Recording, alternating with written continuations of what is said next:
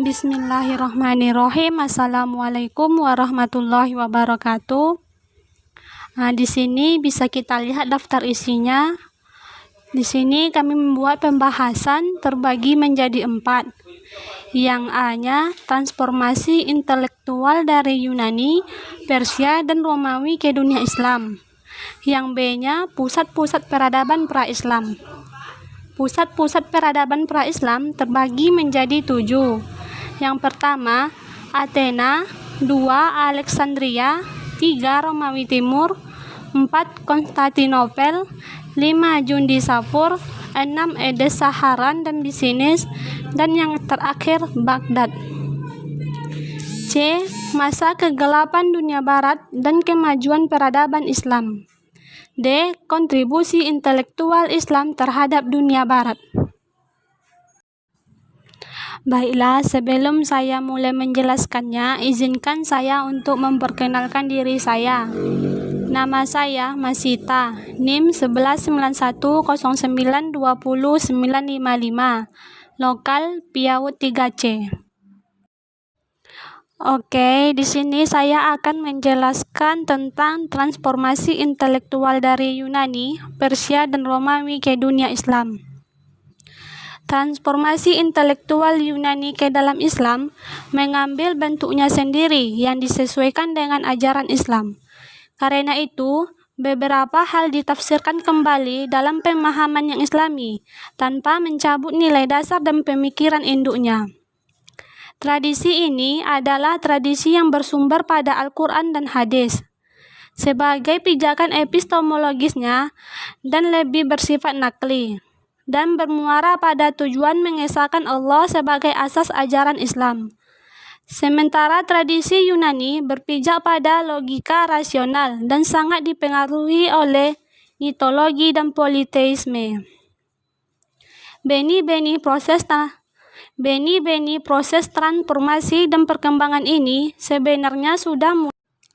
Selanjutnya, berikut sebab-sebab perkembangan ilmu pengetahuan dan filsafat pada masa dinasti Abbasiyah. Terbagi menjadi 5. Di antaranya, A. Kontak antara Islam dan Persia menjadi jembatan berkembangnya ilmu pengetahuan dan filsafat. Karena secara kultural, Persia banyak berperan dalam pengembangan tradisi keilmuan Yunani. B. Etos keilmuan khalifah-khalifah di zaman Abbasiyah tampak menonjol, terutama 2 khalifah terkemuka, yaitu Harun ar-Rasyid dan Al-Ma'mun, yang amat mencintai ilmu pengetahuan. C. Aktivitas penerjemahan literatur Yunani ke dalam bahasa Arab demikian besar, dan ini didukung oleh khalifah yang memberi imbalan yang besar terhadap para penterjemah. Yang D-nya, relatif tidak adanya pembukaan daerah kekuasaan Islam dan pemberontakan menyebabkan stabilitas negara terjamin. Hal ini membuat konsentrasi pemerintah dalam memajukan aspek sosial dan intelektual menemukan peluangnya. Dan yang terakhir, adanya peradaban dan kebudayaan yang heterogen di Baghdad menimbulkan proses interaksi antara satu kebudayaan dengan kebudayaan yang lain. Di sini kami mengambil sumber dari Didin Saifuddin, Zaman Keemasan Islam, Jakarta, yang diterbitkan oleh Grasindo tahun 2002 halaman 147. Oke, kita lanjut kepada pusat-pusat peradaban pra-Islam. Pusat-pusat peradaban pra-Islam ini terbagi menjadi 7. Yang pertama, Athena, 2. Alexandria, 3. Romawi Timur, 4. Konstantinopel, 5. Jundisapur, 6. Edes Saharan dan Nisibis, 7. Baghdad. Pertama ini Athena. Di sini Athena sebagai sebuah kota yang berada di bawah kekuasaan Romawi Timur. Athena mengalami kemakmuran dan kemajuan budaya serta menjadi salah satu pusat intelektual kerajaan Romawi. Filsafat dan ilmu-ilmu lainnya berkembang dengan baik. Yang kedua, Alexandria. Sejak abad pertama Masehi telah menjadi pusat pengembangan filsafat dan ilmu yang berasal dari tradisi timur, yaitu India dan Cina, maupun tradisi ilmiah, yaitu Mesir. Terkenal dengan museumnya yang diberi nama Museum Alexandria. Yang ketiga, Romawi Timur. Ketika kerajaan Yunani mengalami kemunduran dan kemudian Kaisar Augustus mendirikan kerajaan Romawi pada tahun 27 Masehi. Saat itu, Athena tetap berfungsi sebagai pusat pengembangan intelektual. Sayangnya, filsafat dan sains tidak pernah tumbuh subur di Roma, seperti halnya di Athena dan Alexandria. Namun demikian, para filosof dan ilmuwan pada masa Romawi mencakup orang-orang yang sangat berpengaruh dalam berkembangnya intelektual Eropa pada masa pertengahan. 3. Konstantinopel. Di sana terdapat universitas sebagai sumbangan Konstantinopel terhadap perkembangan pengetahuan, dan universitas ini merupakan universitas baru yang menjadi pusat belajar terpentingnya di kerajaan tersebut. Oke, cukup di sini ya. Pembahasan selanjutnya akan disampaikan oleh teman saya, yaitu Fitri Junita. Kepadanya saya persilahkan dengan segala hormat. Terima kasih. Baiklah, saya akan melanjutkan materi yang telah dijelaskan oleh teman saya Masita. Pusat-pusat peradaban pra-Islam. Yang kelima, Jundisapur menjadi pusat intelektual terbaik di zamannya, khususnya dalam bidang kedokteran, matematika, dan musik. Yang keenam, Baghdad. Di tempat ini muncullah para ilmuwan muslim terkenal seperti Al-Khawarizmi, Al-Kindi, dan lainnya. Yang ketujuh, Edesa, Haran, dan Nisibis. Karya-karyanya yang diterjemahkan saat ini mencakup bidang matematika, astronomi, kedokteran, dan filsafat.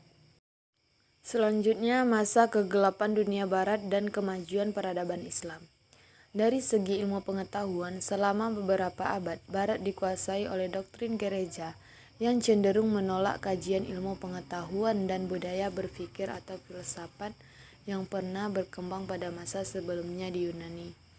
Sementara itu, ketika dunia barat berada dalam masa kegelapan, terutama di bidang ilmu pengetahuan, akibat dari doktrin gereja, dunia Islam sibuk melakukan pengkajian dan pengembangan ilmu pengetahuan yang begitu pesat sehingga melahirkan peradaban yang bernilai tinggi. Selanjutnya, kontribusi intelektual Islam terhadap dunia barat. Yang pertama, Islam ke dunia barat. Transformasi peradaban Islam ke peradaban barat, khususnya dalam ilmu pengetahuan, setidaknya terbangun melalui dua saluran utama. Yang pertama, melalui mahasiswa dan cendekiawan dari Eropa Barat yang belajar di sekolah-sekolah tinggi dan universitas di Spanyol. Yang kedua, melalui terjemahan karya Muslim dari sumber-sumber berbahasa Arab. Ada 4 faktor yang ikut mendukung terjadinya penyebaran kebudayaan klasik ke dunia Islam yang kemudian ditransformasi lagi ke dunia Barat. Selanjutnya, kontribusi intelektual Islam. Kontribusi intelektual Islam dalam hal keilmuan tidak terbatas dalam hal pendidikan saja, namun meliputi bidang-bidang keilmuan lainnya seperti astronomi, matematika, fisika, kimia, ilmu hayat, kedokteran, filsafat, sastra, geografi, sejarah, sosiologi, ilmu politik, arsitektur, seni rupa, dan musik. Dalam buku Samsul Nizar menjelaskan kontribusi intelektual Islam terhadap dunia barat. Yang pertama, memperkaya kurikulum pendidikan barat khususnya di wilayah Eropa Barat Laut yang muncul karena adanya proses penerjemahan karya-karya umat Islam di berbagai bidang ilmu. Yang kedua, telah diperkenalkannya sistem notasi dan desimal oleh para ilmuwan muslim ke dunia barat. Selanjutnya, dalam buku Samsul Nizar menjelaskan kontribusi intelektual Islam terhadap dunia barat, yaitu yang pertama, umat Islam telah memberikan model bentuk rumah sakit, sanitasi, serta makanan yang sehat dan bergizi kepada barat. Yang kedua, umat Islam memperkenalkan pabrik-pabrik kertas ke dunia barat untuk menulis karya-karya ilmiah. Yang terakhir, umat Islam telah membidani lahirnya gerakan-gerakan yang sangat berpengaruh terhadap kemajuan dunia barat. Yang terakhir, pengaruh kebudayaan Islam di dunia barat. Dalam bidang kebudayaan, pada umumnya Islam telah mempersembahkan kepada dunia suatu tingkat budaya tinggi yang menjadi mercusuar budaya umat manusia beberapa abad sesudahnya. Dalam bidang arsitektur sangat menonjol bangunan-bangunan masjid dan istana-istana yang indah. Dalam seni ukiran dan sulaman nampak dalam bentuk keindahan ukiran kayu dan mermer yang digunakan dalam berbagai bangunan masjid dan istana-istana. Dalam bentuk permadani serta barang-barang tenunan yang indah yang terkenal pada masa itu.